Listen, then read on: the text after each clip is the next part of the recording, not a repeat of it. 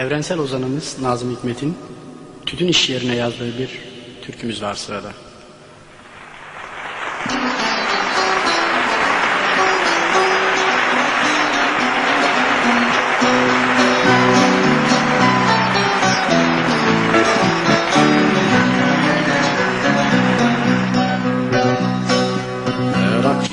Yorgun işten dönerken görürdüm onu yolunda ben. Her akşam yorgun işten dönerken görürdüm onu yolunda ben. Düşürmüştü gönlüme bir sızı o üzüm gözlü işçi kızı. Düşürmüştü gönlüme bir sızı o üzüm gözlü işçi kızı.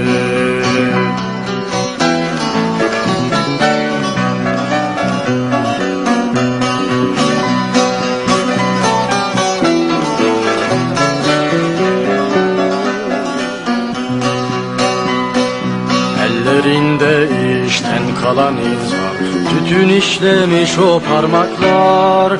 Ellerinde işten kalan iz var, tütün işlemiş o parmaklar. Allıksız yanaklarıyla ağzı İzmir narı gibi kırmızı. Allıksız yanaklarıyla ağzı İzmir narı gibi kırmızı.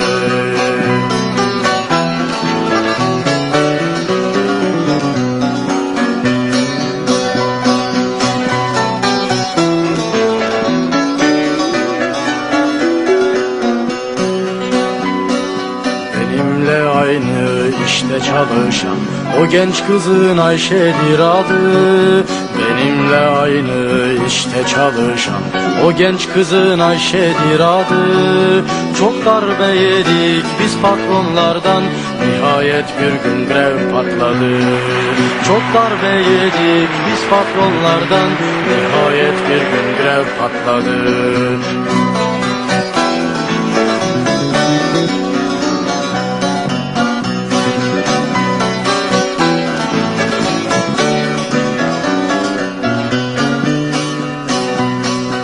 Ayşe'yle geçtik grevin başına, Ayşe oldu kavga yoldaşı.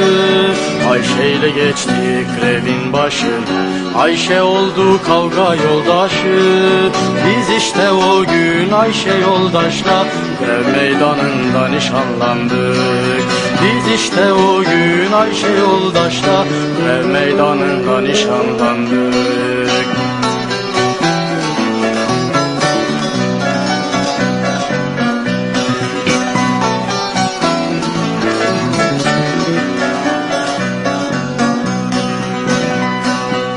O da bir işçi, ben de bir işçi, bir sınıfın evladıyız biz.